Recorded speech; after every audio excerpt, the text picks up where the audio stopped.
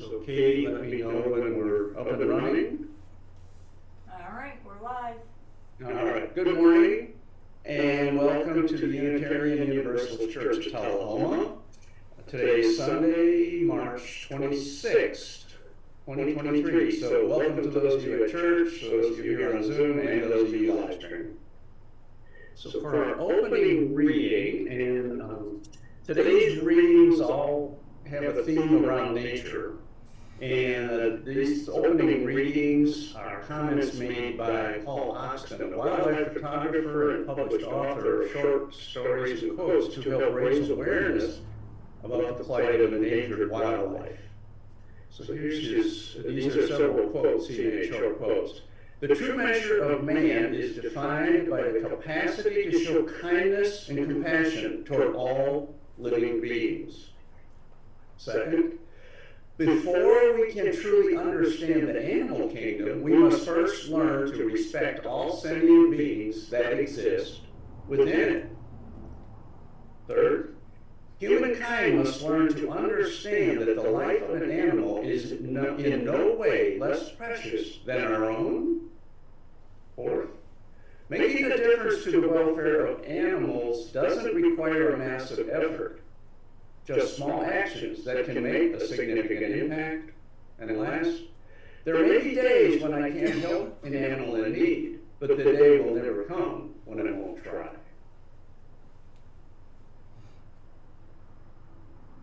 We now move on to the chalice lighting. So if someone at church would light the chalice there, I'll light this one. This comes from the UUA website. We light this chalice, spark of the original fire of creation, to remind us that we all on this planet, the furred, the feathered, the finned, the scaled, and the bipeds, are all made of the same star stuff and all share a common destiny.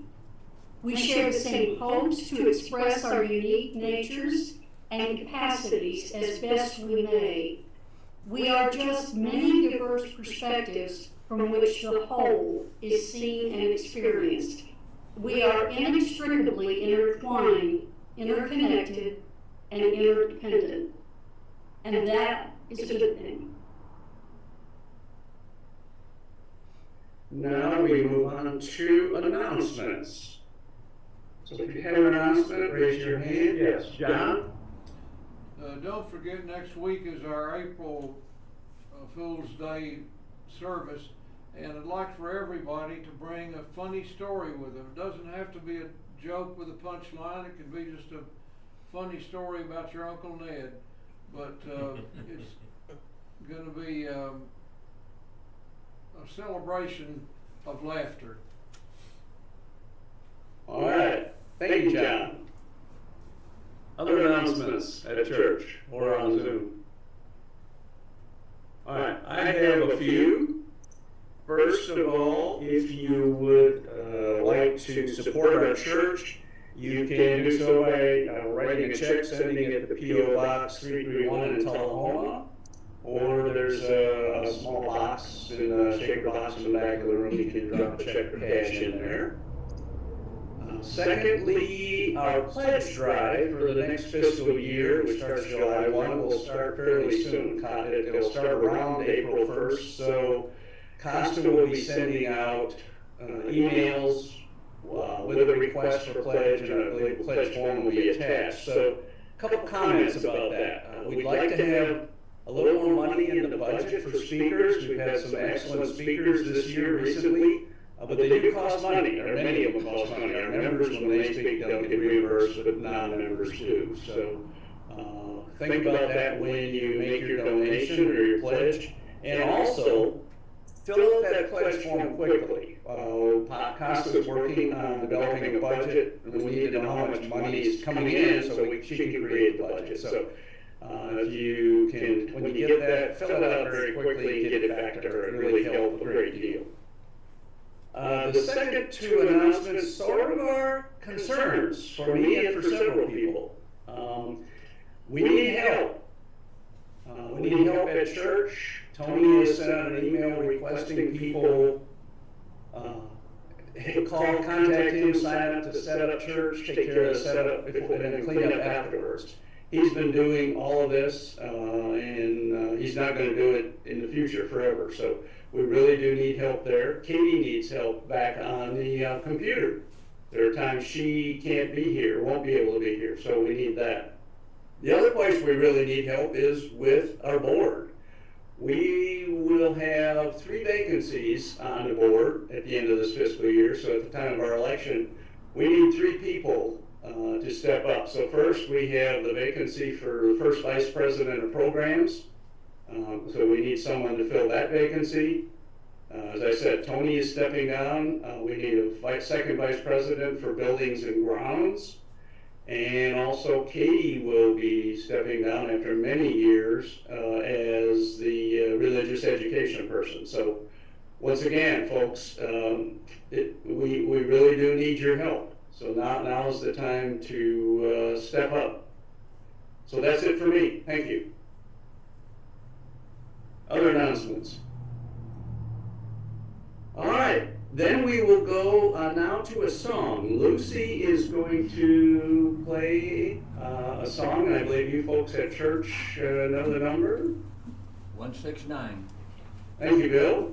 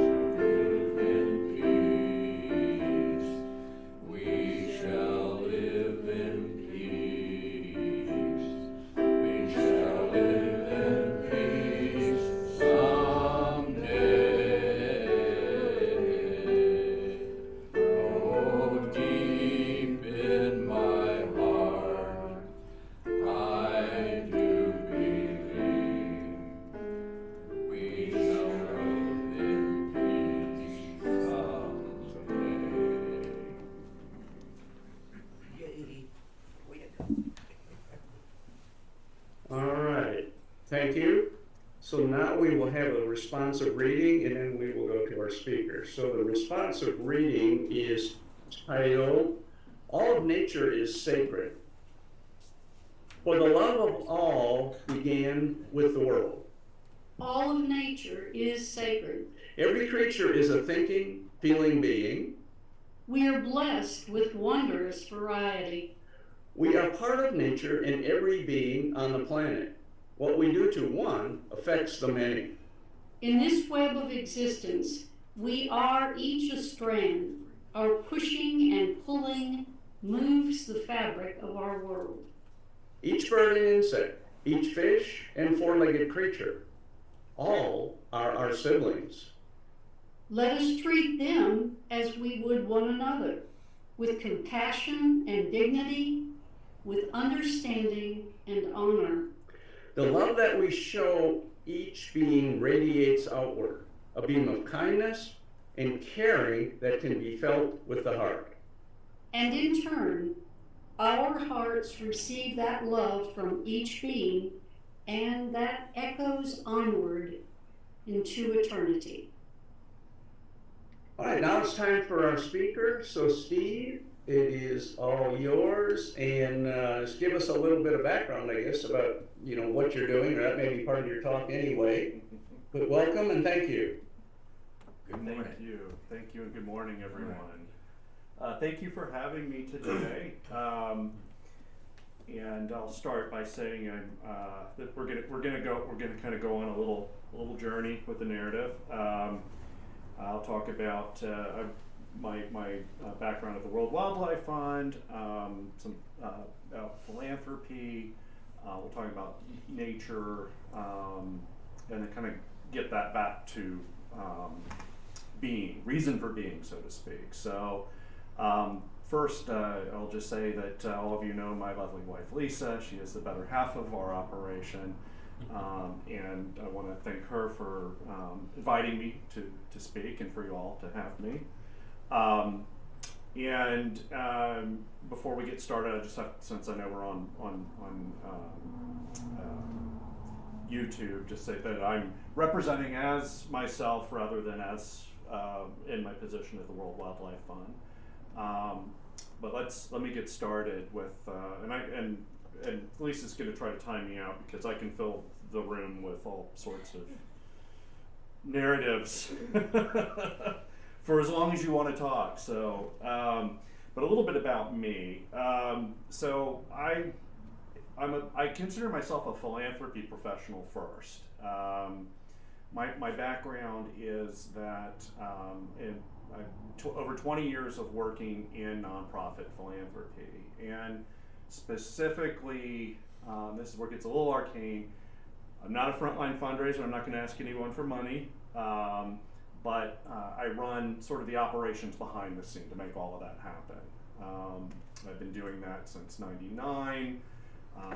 The university level, the University of South Florida, my alma mater, the University of Florida, American Cancer Society, and then I did a detour working with a vendor that provides information services to nonprofits. And then for the past 11 years, I've been working at the World Wildlife Fund. And so I want to talk about how I landed there and the organization and nature, and then we'll kind of weave the philanthropy from that.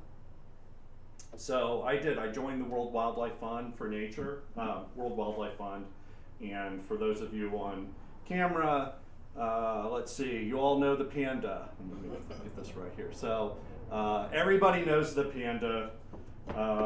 It's a global brand. It's cuddly. It's a great representation of the organization. And in the United States, we're known as the World Wildlife Fund. Outside of the U.S., you will see us often referred to as the World Wildlife Fund for Nature. The organization was started in 1961. So when I joined, we were having the 50th anniversary, and we had a big celebration around that. the way that the organization runs is it's a secretariat network. So there's a secretariat based in Glan, Switzerland, and then a network around that of national offices. So where I work is the World Wildlife Fund, US. We are based in Washington, D.C. And we do not have, we kind of, it's not a, almost like, it's not like in a military sense that like the Secretariat in Glan tells us what to do and we do it. It's a very collaborative organization. And so the national offices each have sort of their own programs and their own sway. We work together, you know, to you know, affect our programmatic work across the globe. You know, many of the other major, you know, countries, you know, UK has a WWF office, you know, France, whatever. A lot of the offices in Latin America, for instance, actually report up through the DC office as well. And so we are truly global. We work in 6 continents, over 100 countries. We have over 5,000 staff worldwide.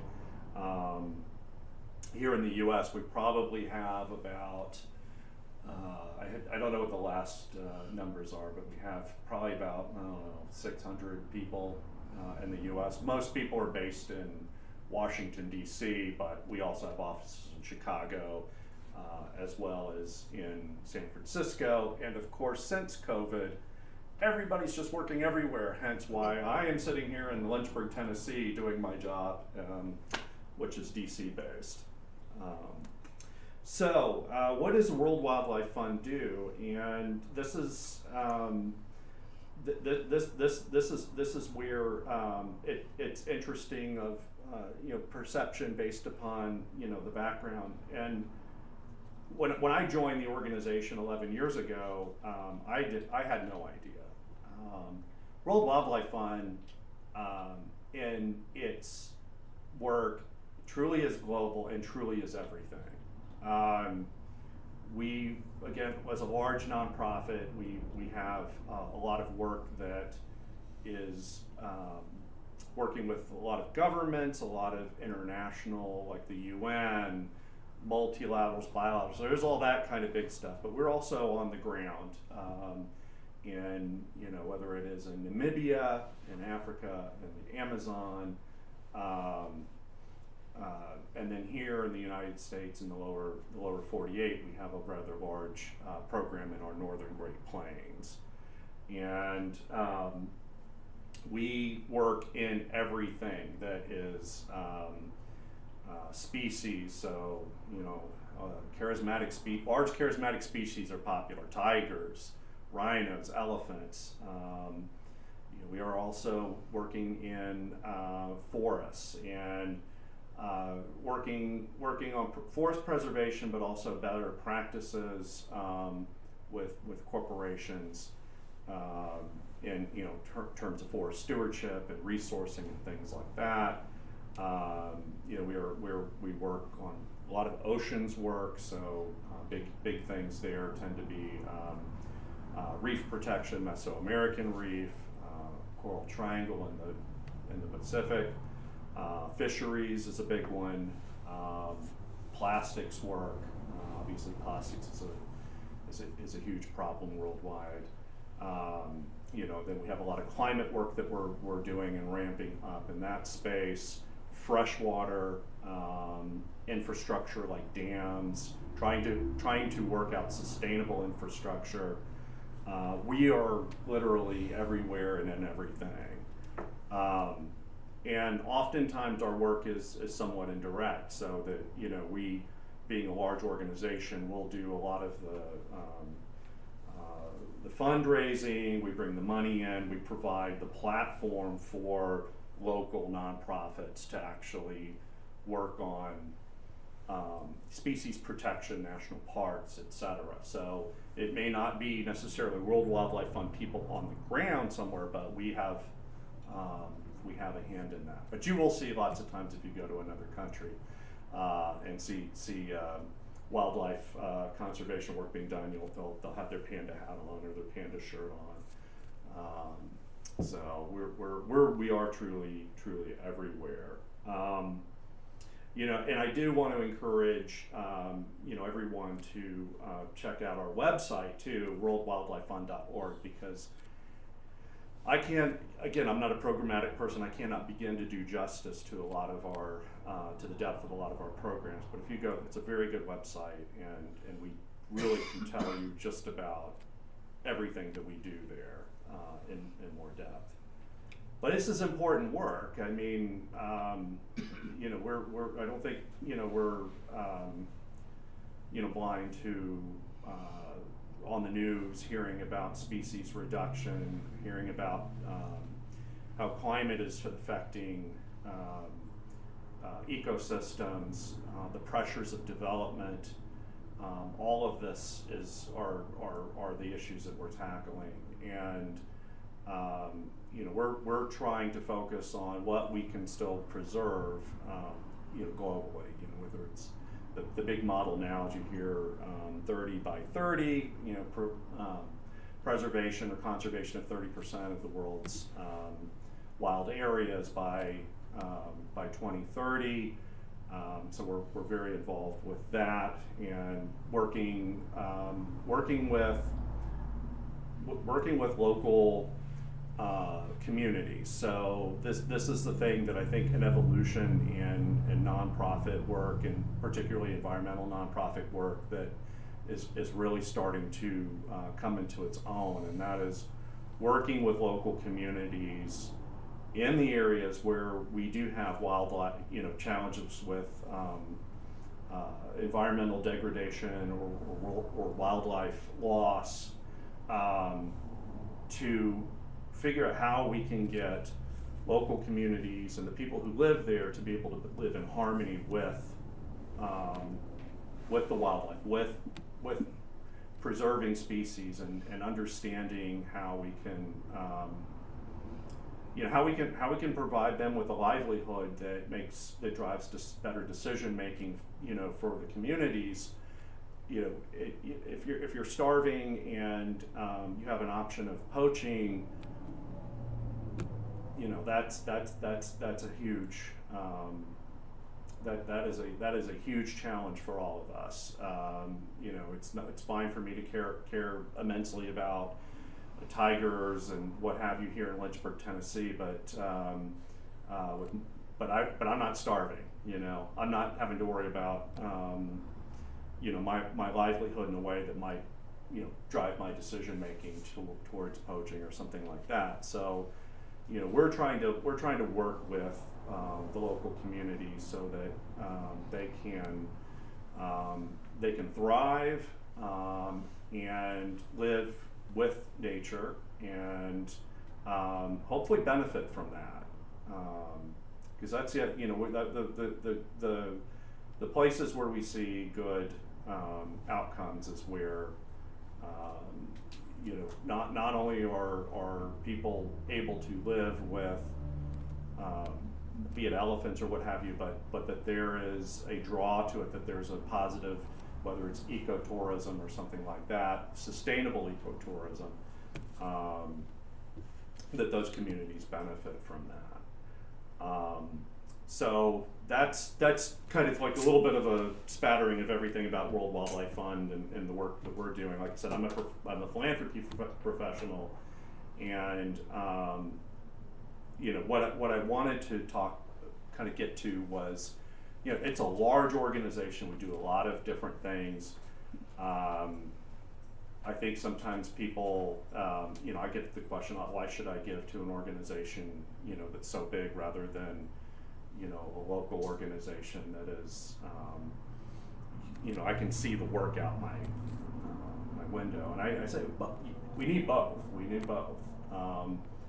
Without a large NGO like us, we provide a lot of support. We provide that platform for a lot of local conservation work to be done in Africa, in Asia, Latin America, wherever. We need that, but we also need people to support the local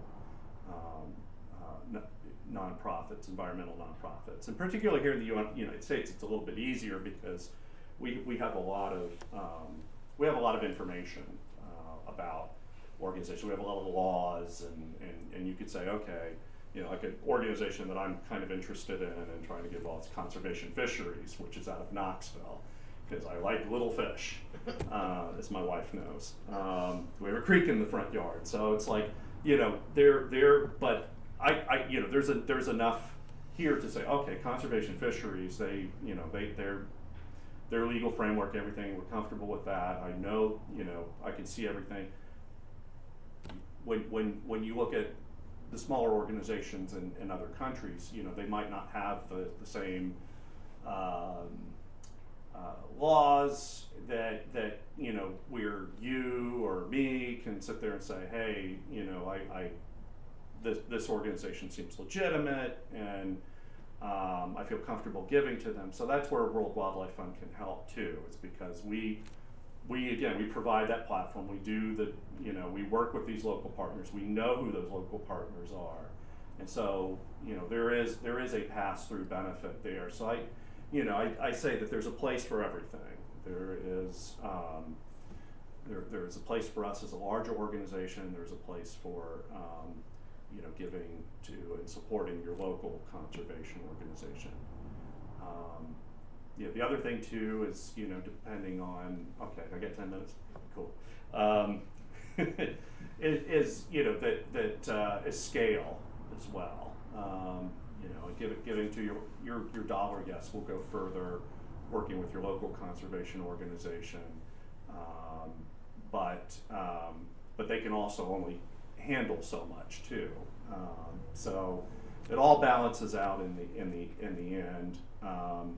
I did want to talk, kind of about, why as a philanthropy professional did I land here, and why have I stayed here 11 years? Because my mantra, prior to joining WWF was, I'm only going to stay somewhere for 5 years and move on. And honestly, most nonprofits do have a fairly high turnover in staff, and particularly in the fundraising areas. And also too, I think those of us who are Gen Xers like to do that. So, I worked at universities. I worked at other organizations, and when at one point in time I thought I was going to get out of the nonprofit space too. But then I realized this is what I care about, is leaving the world a better place than I came into, and I'm never going to leave the nonprofit world. And I took this job at WWF because it was available. We were looking at transitioning from where we lived in Tampa, and I grew up on the coral reefs of South Florida and in the Everglades. Nature's always been a very important thing to me, and when I joined WWF, not thinking about it, really those things came together and really popped. I'm like, this is why I'm here. This is why I'm on this planet. I'm part of a machine, a fundraising machine, but I'm doing what I can to make the world a better place. And despite the turmoil of the past 10 years, many things, throwing a pandemic, I'm never going to leave the organization, because it's my family, and I believe tremendously in this cause. I think that there's as I mentioned with Point, there's a place for everything, but sometimes you find, and you may stumble into it, you find it where you really lock in and click to what that organization is doing, and you realize that's your kind of your destiny, right? And so there are times I don't understand what the heck we're doing, because it's very when they start talking about convening with the UN and different things like that, my eyes tend to glaze over. But it's very important work, I'm very much a person like I want to save the little fish in the creek kind of person. So some of that, and also my passion is history. So I'm not always in the environmental space in my off hours, but I know that even if I don't fully understand everything that they're doing, and I work with some brilliant people, I know that they are working to change the world for the better. That we are going to, without us, without the other NGOs and nonprofits that are working in the space, it's really hard to say, that we can stem, what is kind of that task of Sisyphus, pushing the boulder up the hill, continually. There's some days where I wake up and I'm like, because my last count, it was like there was only like, a handful of vaquitas left. Vaquitas are these wonderful small porpoises. They're very tiny. They're cute as all can be. But they're almost extinct in the Gulf of California, and we've been trying to do work to stem that. Sadly, the loss of the vaquitas tends to be because they are bycatch for another fish, the tababoa, which has a swim bladder that is used in Oriental medicine. So that fish, which is also I would say in trouble, but they're being netted out of the Gulf of California, and then you get the vaquitas as the bycatch to that, and the vaquitas can't survive the netting. But that's an example. Like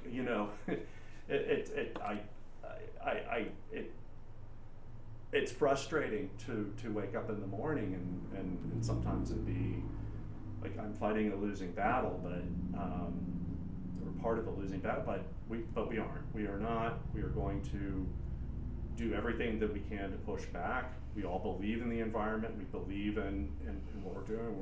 We're here to do everything we can to mitigate that. So, my journey is sometimes fraught with that kind of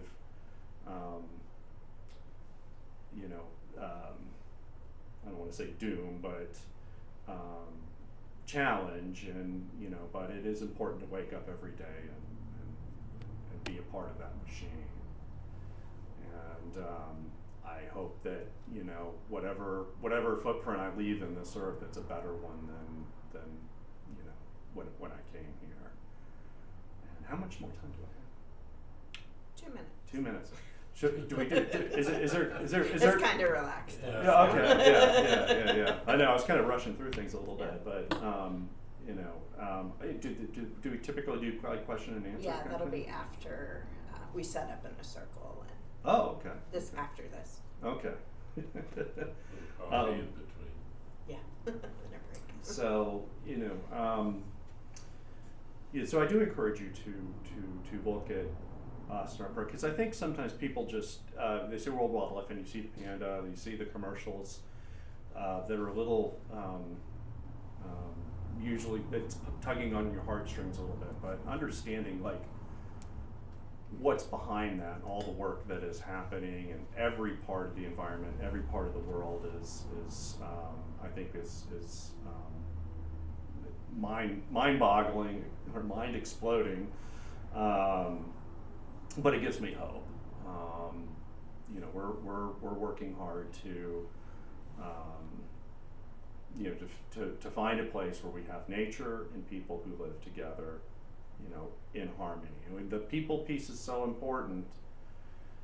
And I think that again, it's more of a recent acknowledgement by most nonprofits, by most Western kind of environmental circles. Is like, again, people live in these landscapes. How can we work with them to get them a life where they can live with, because they really don't want to see their homes just disintegrate as well, and the animals around it, but they want to also feel like they don't have to worry about elephants tramping their crops, or you know, snow leopards, which, by the way, snow leopard is my favorite species. I'm a cat person, and they are just amazingly beautiful animals. The ghost of the Himalayas. I probably will never get to see one in the wild, but that's okay. But you know, we can't, you know, we need to work with the ranchers in the Himalayas in that area too, so that they feel secure, that their livelihood secure, and that the snow leopard is not their enemy, because that's a lot of the cause of loss of snow leopards is retaliatory killings from ranchers or, you know, herders that, you know, have, again, their wealth is in their sheep or their livestock, so, you know, which is, you know, easy prey animal for a snow leopard. You know, so when I was in Greenland, and, you know, that's the whole thing with polar bears and trying to, you know, help the communities deal with, you know, polar bear incursions. So I imagine we're about at time, huh? Yeah. Okay. So there's you know, I hope I gave you a good smattering of World Wildlife Fund, the importance of it, my philanthropic background and journey to this, and I guess we'll do questions. Yeah, we'll break and then do questions. Okay.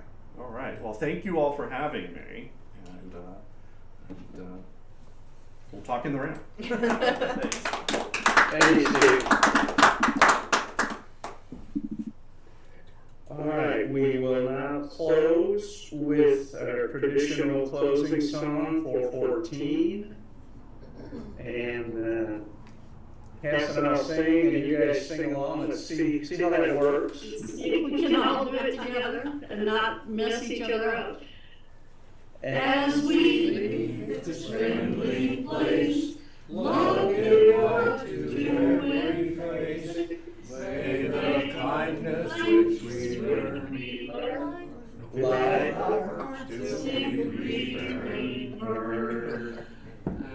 All right, folks. It's an adventure every Sunday. So let's come back at 11 o'clock.